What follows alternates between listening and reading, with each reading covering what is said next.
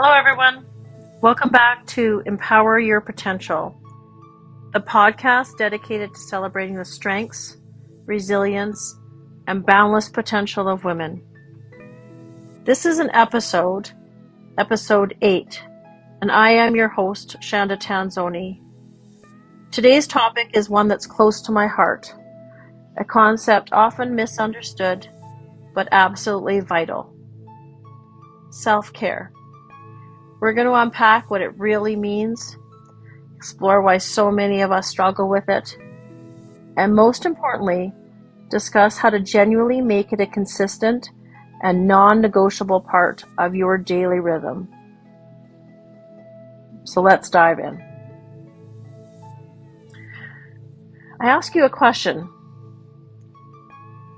What is self-care? When you hear the word self-care, what immediately comes to mind?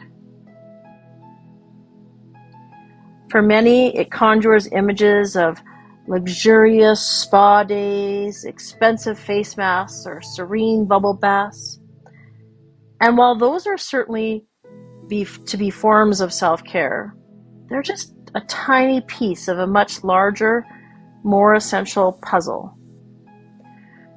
True self-care is fundamentally about making deliberate, conscious choices that genuinely support your whole self. And when I say whole self, I mean your physical body, your mental state, your emotional well-being, and your spiritual core. It's about being attuned to what you need and then acting on it, even when it feels difficult or inconvenient. So what actually does this practice look like? It might be as simple as asking for help when you're overwhelmed instead of trying to shoulder everything alone. It could be having the courage to say no to an additional commitment when your plate is already overflowing. Self-care can be seemingly mundane, but deeply impactful choice to go to bed early, recognize your body's need for rest. It's nourishing your body with healthy foods, taking a few minutes to breathe deeply, or stepping away from your screen to stretch. It's about building a foundation of wellness, not just indulging in the occasional treat. It's proactive, not just reactive to stress. So if self-care is so fundamental, why do so many of us, especially women, find it hard to prioritize? It largely comes down to the pervasive myths that we've been sold about what it means to be productive, selfless, and truly valuable. The first myth is self-care is selfish. This is perhaps the most damaging. We've been conditioned to believe that putting ourselves first, even for a moment, means that we're neglecting others. This simply isn't true. Think of the oxygen mask analogy on an airplane. You put yours on first so that you can effectively help others. You cannot pour from an empty cup. Prioritizing your well-being allows you to show up as a better partner, parent, friend, and professional. It's an investment in your capacity to give. The second myth is, I don't deserve self-care until everything else is done. This one is a trap.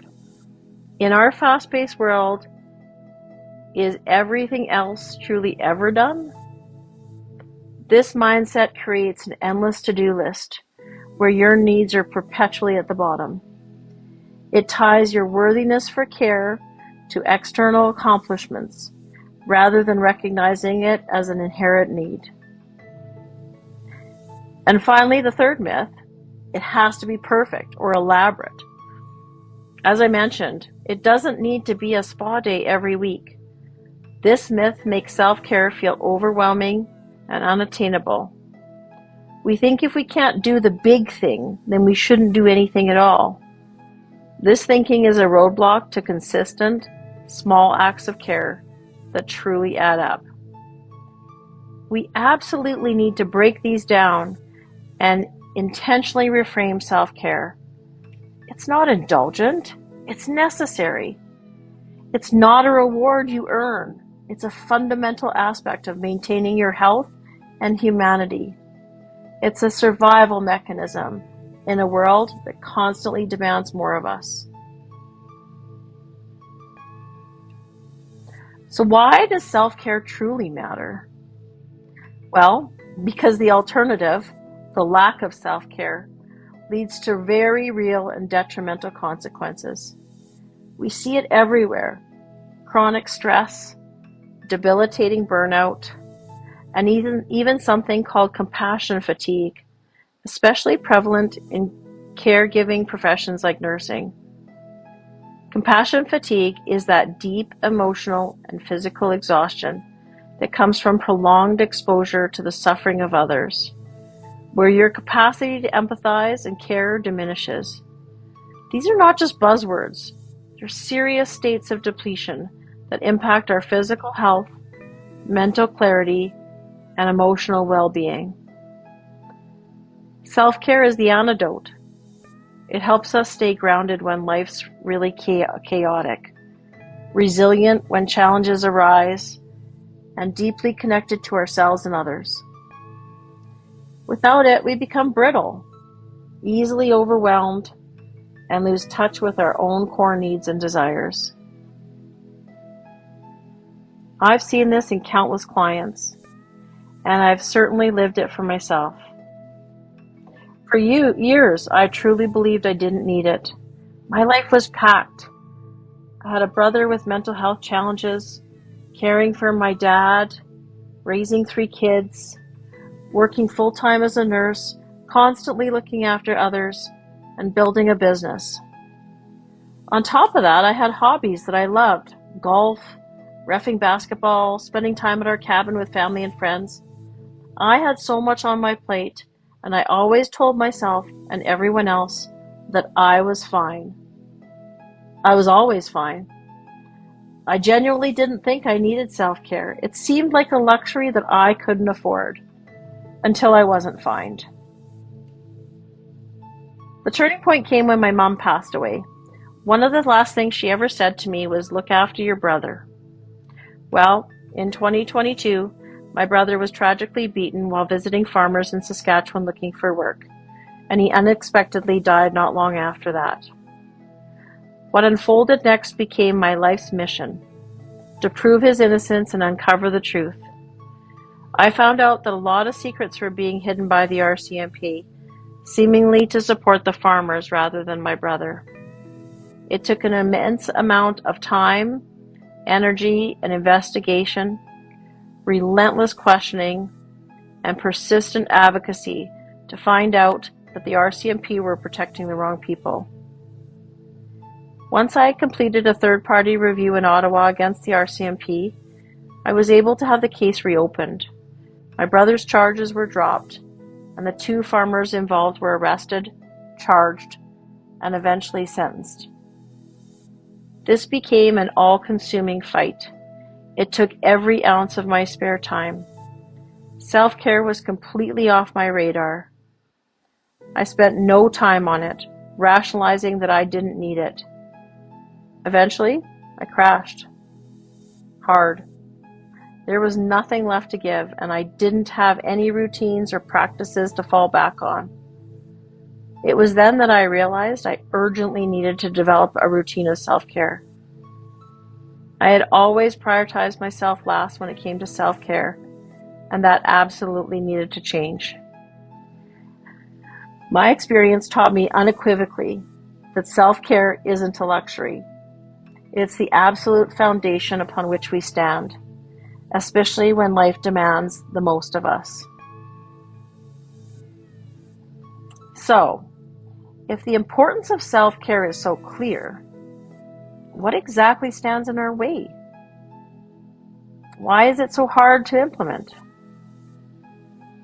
A few powerful internal and external barriers often emerge. The most common internal barrier is guilt, that nagging feeling that we should be doing something else, helping somebody else, or being productive. This often stems from societal conditioning, particularly for women, that ties our worth to the capacity to care for others. Then there's perfectionism. We tell ourselves that we can't do self-care perfectly. 30 minutes of meditation, a gourmet healthy meal, a full workout, then why bother? This all or nothing thinking paralyzes us. Busyness is another huge issue. We live in a culture that glorifies being constantly busy. Our calendars are packed, our minds are racing, and there simply feels like there's no time left for us. We bear busyness as a badge of honor.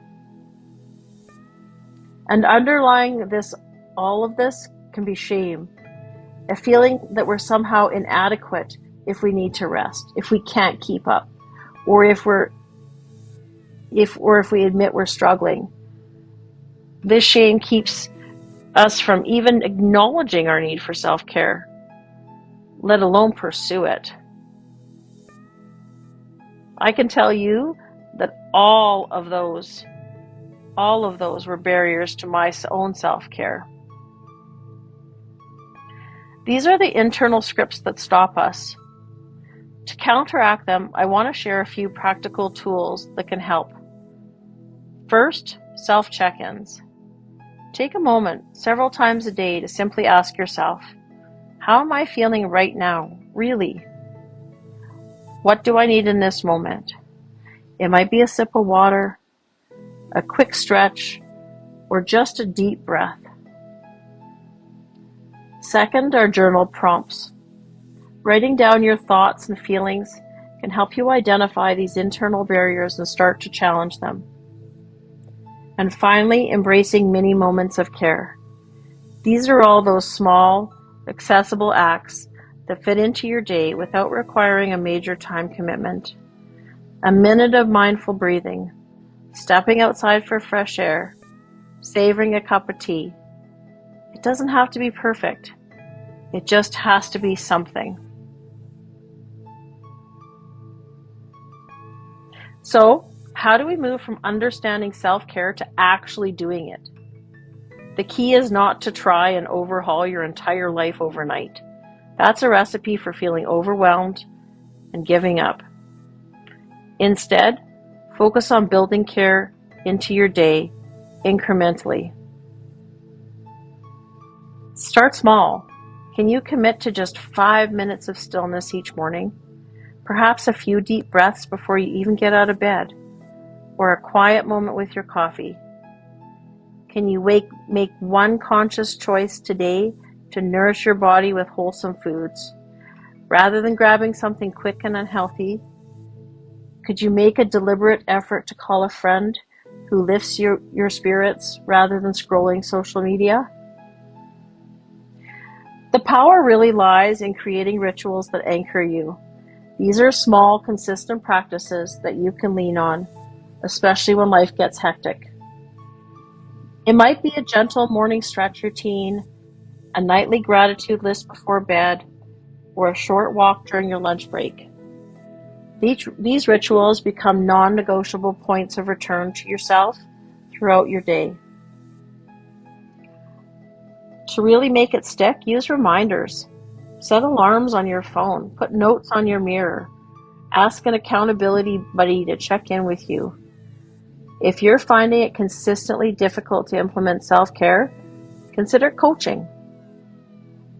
A coach can help you identify your unique barriers, create a personal plan, and provide the support and accountability that you need to prioritize yourself. Remember my own story? I realized I needed to develop routines. It was a conscious decision and the process of rebuilding. My hope for you after listening to this podcast is that you truly internalize this message. You are absolutely worth the time it takes to care for yourself. Self-care isn't a luxury. It's a fundamental truth about your worth and your capacity. When you thrive, when you're grounded and well, that well-being radiates outward. Your relationships flourish, your work becomes more sustainable and joyful, and your entire life benefits. So, I have a call to action for you today. Just try one self-care action today. Make it something small, something manageable, but something deeply meaningful to you. It could be 5 minutes of quiet, drinking a cup of tea, or simply acknowledging a feeling that you've been pushing away. If you have found this podcast helpful, please share it with a friend, family member, or colleague who you think needs to hear this message. Subscribe to Empower Your Potential for more conversations that uplift and inspire. And if you're ready for more empowering conversations and resources, visit us at www.empower-your-potential.com. While you're there, leave us a review to help others find our show.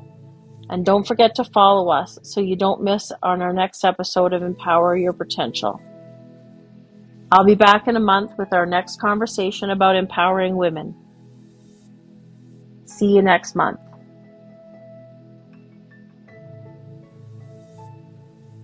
Thanks again for tuning in to Empower Your Potential. Don't forget to subscribe, leave a review, or share this episode with another woman who's ready to rise. I'll be back soon with more real conversation, soul-deep support, and reminders that your potential was never lost. It's just waiting for you to believe in it. Visit us anytime at www.empower-your-potential.com. And until next time, keep rising.